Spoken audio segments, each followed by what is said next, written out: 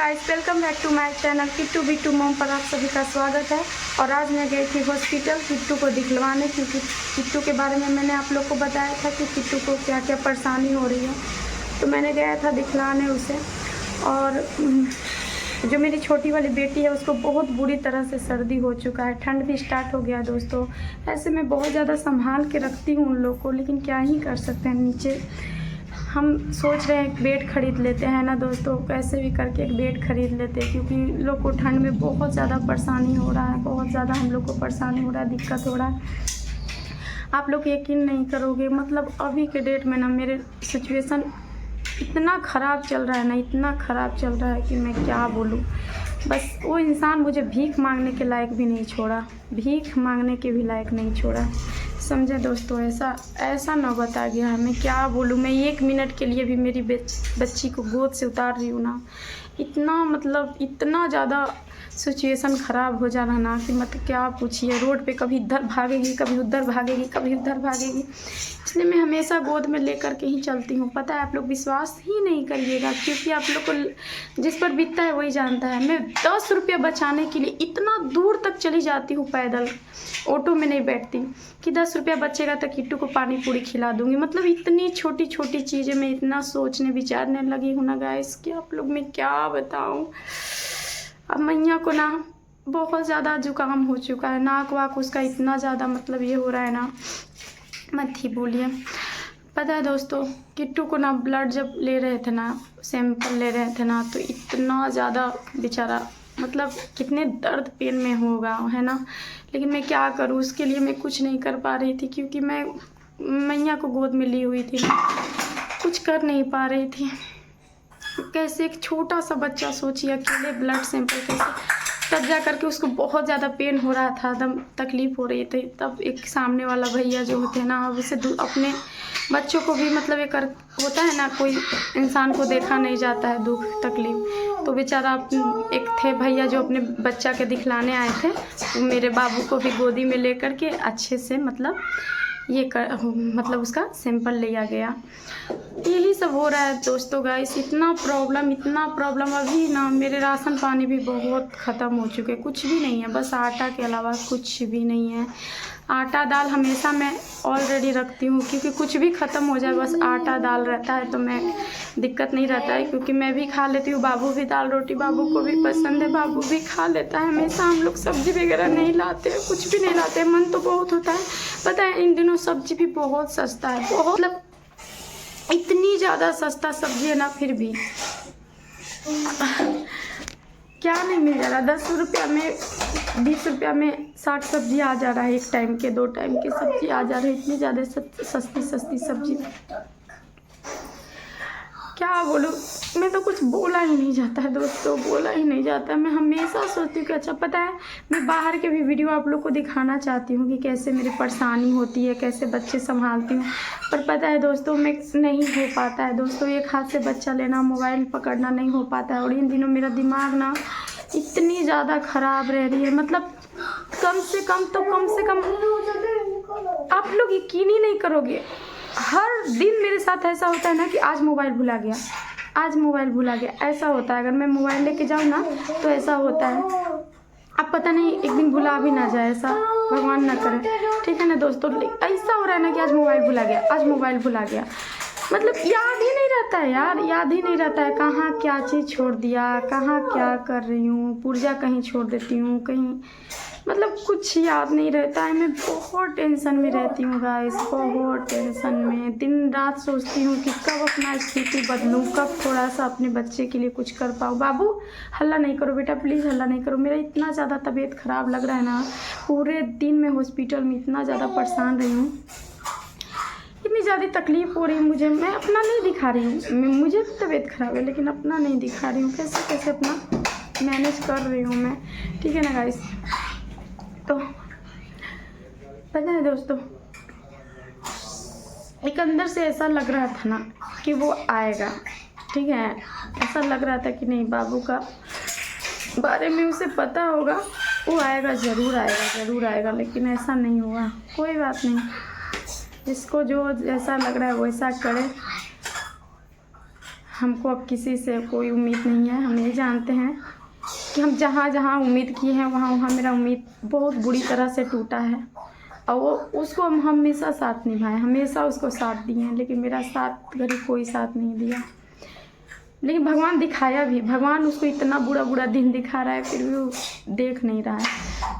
उसको एक दिन सबसे पहले उस लड़की के पास, उसके भाई के पास, जिस दिन मैं सबसे पहले कॉल की थी ना, मतलब सबसे पहले, तो उस औरत के पास, उसके भाई के पास फ़ोन की थी, ठीक है।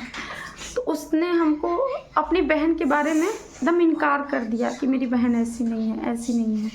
हमको ही बुरा भला जो मन चाहे वो किया, ठीक है, कोई बात नहीं।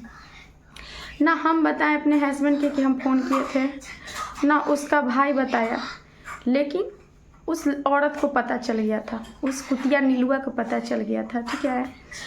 तो उसने, वो औरत ने क्या किया कि मेरे हस्बैंड को बताया कि ऐसा ऐसा बात है।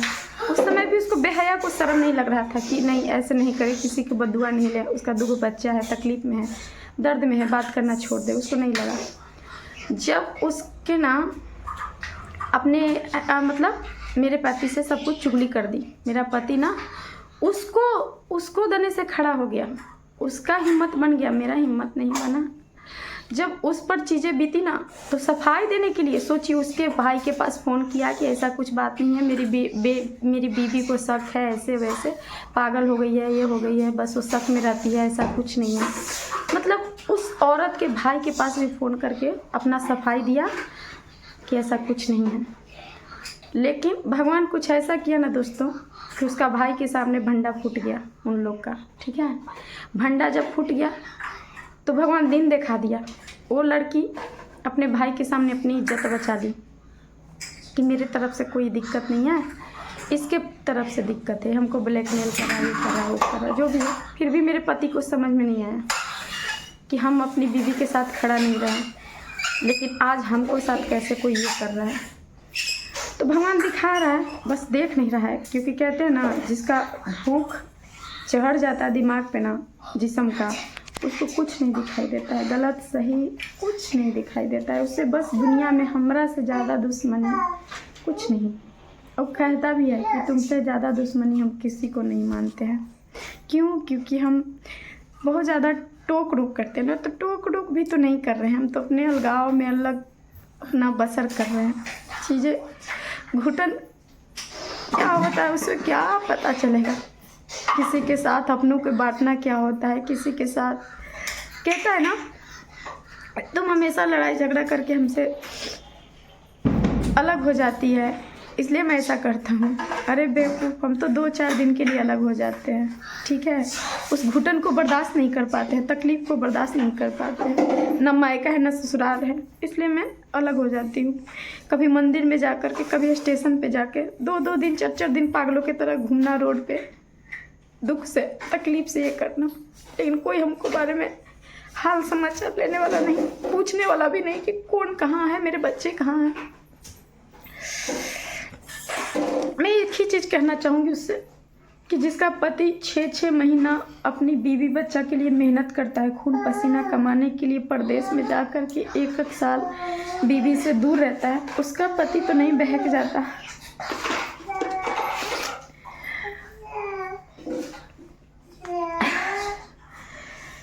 क्योंकि तुमको बहकना था, तुमको बहकना था। ये चीज़ किसी और को सुनाना, तुम मेरे रहते हुए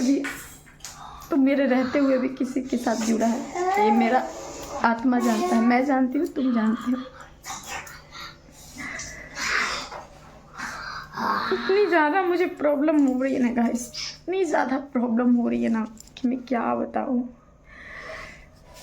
मतलब मेरा बच्चा ना, मैं खुल के रो भी नहीं पाती हूँ। इन लोग हमेशा जगे रहते हैं, दिन में तो सोते ही नहीं हैं, रात में जब तक मैं झूठ, मतलब इन लोग की वजह से मुझे नाटक करना पड़ता है कि मुझे नींद आ रहा है, बट मुझे रात भर नींद नहीं आता है। ऐसी टेंशन में रोती रहती हूँ, कलेजा फाड़ फाड़ के।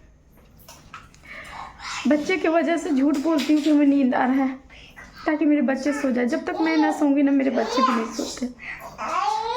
किट्टू है ना, थोड़ा बड़ा हो गया है, दिन भर मेरा चेहरा देखते रहेगा, क्या हुआ मम्मा, क्या हुआ मम्मा। बहुत ज़्यादा वो टेंशन में रहता है, इसलिए मैं उसको ना कुछ ये करती रहती हूँ, हंसाती रहती हूँ, ये कुछ नहीं है।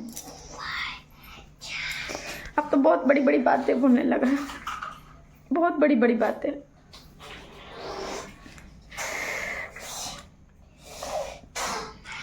मैं बोल ही नहीं पा रही हूँ गाइस, मैं बोल ही नहीं पा रही हूँ, मैं बोल ही नहीं पा रही हूँ कि क्या हो रहा है मेरे साथ, नहीं हो रहा है।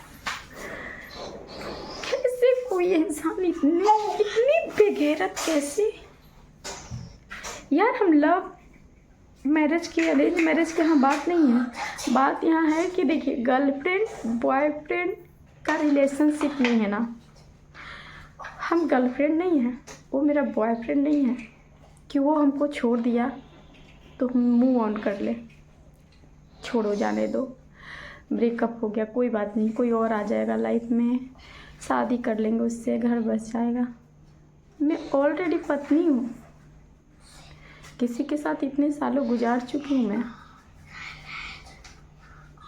पत्नी हूँ, मैं गर्लफ्रेंड नहीं हूँ कि उसको छोड़ने ना छोड़ने से मुझे फर्क नहीं पड़ रहा है। बहुत फर्क पड़ रहा है, बहुत फर्क, बहुत फर्क।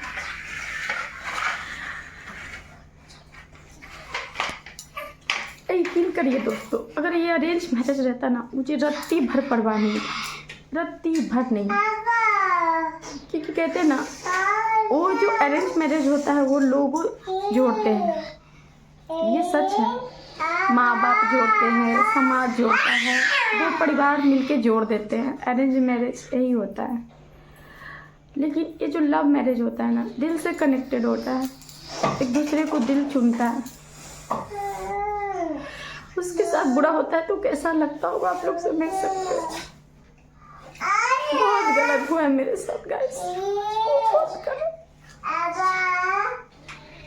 बहुत मानती हूँ मैं अपने बेटे को, लेकिन बेटे की तरफ जब देखती हूँ ना, सिहम से जाती हूँ, कलेजा फट से जाता है। बहुत दुखी है वो, बहुत दुखी। मेरी बेटी पेट में थी ना मेरी, जब मेरी बेटी पेट में थी तब से हमको साथ इतनी बुरा बर्ताव हो रहा है ना। उससे पहले भी होता था, और भ्रम में थे, कंफ्यूजन में थे कि नहीं ऐसा कुछ नहीं है। मतलब सोचिए ना कितना हम शोषण सहे हैं। मेरे दिमाग पे क्या असर पड़ता होगा जब मैं किसी को, मेरे हाथ से रिश्ते, प्यार, पति सब बिखर रहा हो, फिसल रहा हो, क्या बीतता होगा मेरे पे। और मैं कुछ नहीं कर पाती थी, कुछ भी नहीं, सिर्फ यही कि कभी ना कभी वो लौट के आएगा, लौट के आएगा। कोई बात नहीं, टाइम पास होगा, टाइम पास होगा। पर ये टाइम पास नहीं था गाइस, ये टाइम पास है ही नहीं। टाइम पास रहता कब का छूट जाता। वो चाहता ही है मुझे छोड़ना, वो मेरे साथ खुशी नहीं है। एक सजा नहीं होता है ऐसे में, पता है दोस्तों, भीख मांगते हैं। आधा घंटा मेरे साथ बैठिए ना, कुछ बात करना है, बोलो क्या बोलना है। एकदम अजीब सा लगे क्या, जैसे कोई सजा सुना नहीं देते, जैसे सजा, तो इससे सजा कैसे महसूस होता है मेरे साथ। कभी कभी लगता है कि मैं उसे आज़ाद कर दूँ, जो चाहता है ना मैं उसे तलाक दे दूँ। लेकिन वो बहुत सेल्फिश है दोस्तों, उसको उतना से भी पेट नहीं भरेगा, वो मेरी जान लेना चाहता है। कभी कभी उसको देख करके बहुत ममता आता है, बहुत ममता, कि नहीं रहना चाहता है मेरे साथ में, क्यों उसको जबरदस्ती रख रही हूँ। लेकिन क्या करूँ दोस्तों, मैं तलाक दे दूँगी तो मेरे बच्चे के भविष्य, ऐसे भी तो तलाक ही बराबर है ना, ना वो मेरे साथ है ना मैं उसके साथ खड़ी हूँ। लेकिन एक बच्चे के नाम के लिए मैं सिर्फ रिश्ते में हूँ दोस्तों, अपने बच्चे के लिए अपनी हर घुटन, तड़प, तकलीफ बर्दाश्त कर रही हूँ, ताकि उसे कभी ये रियलाइज हो कि हाँ मेरा बच्चा पहले मेरे लिए प्रायोरिटी हो, उसके बाद ही कोई है मेरे लिए। हमसे दुश्मनी था ना दोस्तों, मेरे बच्चे की क्या इसमें गलती थी। भगवान ने उसे 2 बच्चा दिया है, सब खुशी उसे भगवान दे दिया है, फिर भी अफेयर तक ठीक नहीं था क्या, जो शादी भी करना था, बच्चे भी करना था।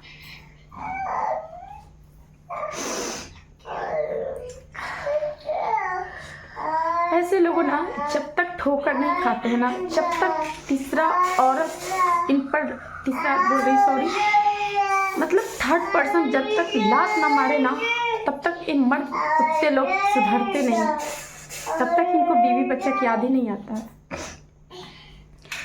और कोई कोई तो इतना बेहया बेशर्म हो जाता है कि लात मारने के बाद भी उस पर गिड़गिड़ा जाएगा, लेकिन अपनी बीवी के लिए कुछ नहीं कर पाएगा, अपने बच्चे के लिए कुछ नहीं कर पाएगा। वो कितना भी कुछ भी करे लेकिन उस पर गिड़गिड़ा जाएगा। ये सब प्रॉब्लम चल रही है गाइस। पता नहीं आजकल क्या हो रहा है, नहीं हो रहा है। मतलब एक दूसरे को भावनाओं की कदर ही नहीं है लोगों में कि क्या है नहीं है, ऐसे करने पे किसी पे क्या बीतेगा नहीं बीतेगा, कुछ नहीं गाइस, कुछ नहीं।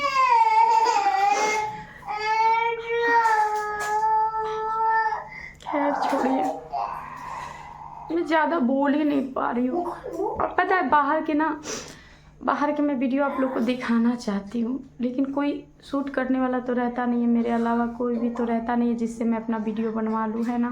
तो इसलिए दिक्कत है दोस्तों, बहुत दिक्कत होता है, प्रॉब्लम होता है। कोई देखे ना देखे फिर भी मैं वीडियो डाल देती हूँ, मैं अपने बच्चों के लिए डाल देती हूँ। कभी अपने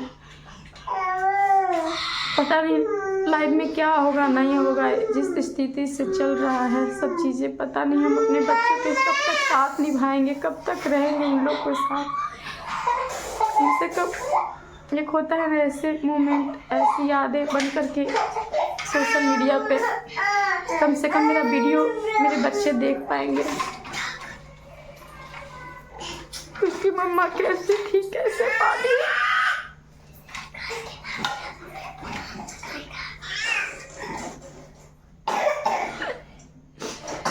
पता नहीं मेरा दुख कब खत्म होगा। भगवान कौन सा की परीक्षा ले रहा है।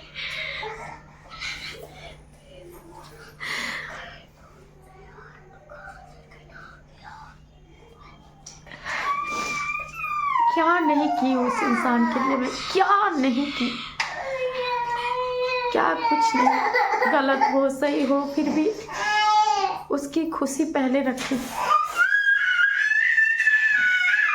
आज बहुत ज़्यादा, सबसे ज़्यादा मुझे मेरे पति का ज़रूरत है, और मेरा पति मेरे साथ नहीं है, कभी मेरे साथ था ही नहीं, कभी मेरे साथ नहीं था।